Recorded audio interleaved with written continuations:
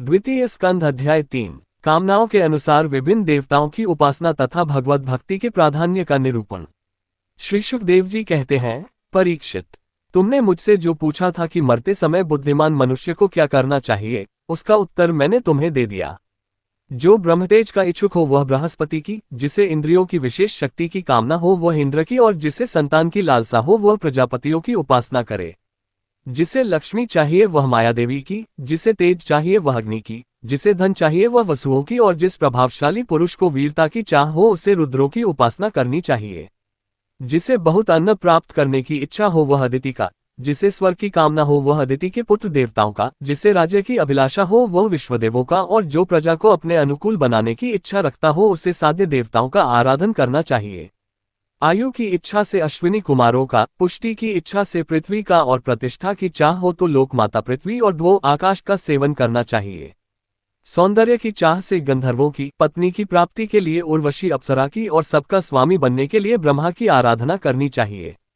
जिसे यश की इच्छा हो वह यज्ञ पुरुष की, जिसे खजाने की लालसा हो वह वरुण की, विद्या प्राप्त करने की आकांक्षा हो तो भगवान शंकर की, और पति पत्नी में परस्पर प्रेम बनाए रखने के लिए पार्वती जी की उपासना करनी चाहिए। धर्म उपार्जन करने के लिए विष्णु भगवान की, वंश परंपरा की रक्षा के लिए पितरों की, बाधाओं से बचने के लिए यक्षों की, और बलवान होने के लिए मरुदगणों की आराधना करनी चाहिए। राज्य के लिए मनवंतरों के अधिपति देवों को, अभिचार के लिए निर्वृति को, भोगों के लिए चंद्रमा को, और निष्कामता प्राप्त करने के लिए परम पुरुष नारायण को भजना चाहिए। और जो बुद्धिमान पुरुष है वह चाहे निष्काम हो, समस्त कामनाओं से युक्त हो अथवा मोक्ष चाहता हो, उसे तीव्र भक्ति योग के द्वारा केवल पुरुषोत्तम भगवान की ही आराधना करनी चाहिए। जितने भी उपासक हैं उनका सबसे बड़ा हित इसी में है कि वे भगवान के प्रेमी भक्तों का संग करके भगवान में अविचल प्रेम प्राप्त कर लें। ऐसे पुरुषों के सत्संग में जो भगवान की लीला कथाएं होती हैं, उनसे उस दुर्लभ ज्ञान की प्राप्ति होती है जिससे संसार सागर की त्रिगुणमयी तरंगमालाओं के थपेड़े शांत हो जाते हैं, इंद्रियों के विषयों में आसक्ति नहीं रहती, कैवल्य मोक्ष का सर्वसम्मत मार्ग भक्ति योग प्राप्त हो जाता है। भगवान की ऐसी रसमयी कथाओं का चस्का लग जाने पर भला कौन ऐसा है जो उनमें प्रेम न करे।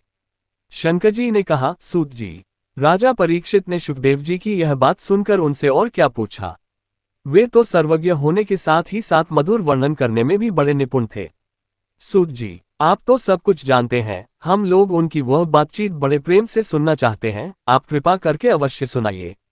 क्योंकि संतों की सभा में ऐसी ही बातें होती हैं जिनका पर्यवसान भगवान की रसमय लीला कथा में ही होता है। पांडुनंदन महारथी राजा परीक्षित बड़े भगवत भक्त थे। बाल्यावस्था में खिलौनों से खेलते समय भी वे श्री कृष्ण लीला का ही रस लेते थे। भगवानमय श्री सुखदेव जी भी जन्म से ही भागवत प्रायण हैं। ऐसे संतों के सत्संग में भगवान के मंगलमय गुणों की दिव्य चर्चा अवश्य ही हुई होगी। जिसका समय भगवान श्री कृष्ण के गुणों के गान अथवा श्रवण में व्यतीत हो रहा है, उसके अतिरिक्त सभी मनुष्यों की आयु व्यर्थ जा रही है। ये भगवान सूर्य प्रतिदिन अपने उदय और अस्त से उनकी आयु छीनते जा रहे हैं। क्या वृक्ष नहीं जीते, क्या लुहार की धौंकनी सांस नहीं लेती, गांव के अन्य पालतू पशु क्या मनुष्य पशु की ही तरह खाते पीते या मैथुन नहीं करते। जिसके कान में भगवान श्री कृष्ण की लीला कथा नहीं पड़ी, वह नर पशु, कुत्ते, ग्रामसुक, ऊंट और गधे से भी गया बीता है। सूत जी, जो मनुष्य भगवान श्री कृष्ण की कथा कभी नहीं सुनता उसके कान बिल के समान है। जो जीव भगवान की लीलाओं का गायन नहीं करती, वो मेघ की जीभ के समान टरटर करने वाली है, उसका तो न रहना ही अच्छा है। जो सिर कभी भगवान श्री कृष्ण के चरणों में झुकता नहीं, वह रेशमी वस्त्र से सुसज्जित और मुकुट से युक्त होने पर भी बोझा मात्र ही है। जो हाथ भगवान की सेवा पूजा नहीं करते, वे सोने के कंगन से भूषित होने पर भी मुर्दे के हाथ हैं। जो आंखें भगवान की याद दिलाने वाली मूर्ति, तीर्थ, नदी आदि का दर्शन नहीं करती, वे मोरों की पांख में बने हुए आंखों के चिन्ह के समान निरर्थक हैं।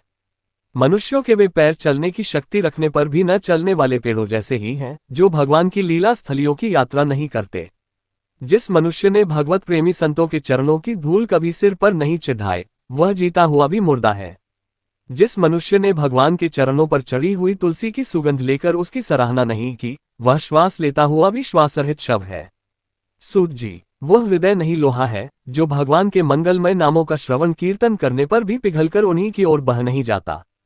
जिस समय हृदय पिघल जाता है, उस समय नेत्रों में आंसू छलकने लगते हैं और शरीर का रोम रोम खिल उठता है। प्रिय सूत जी, आपकी वाणी हमारे हृदय को मधुरता से भर देती है।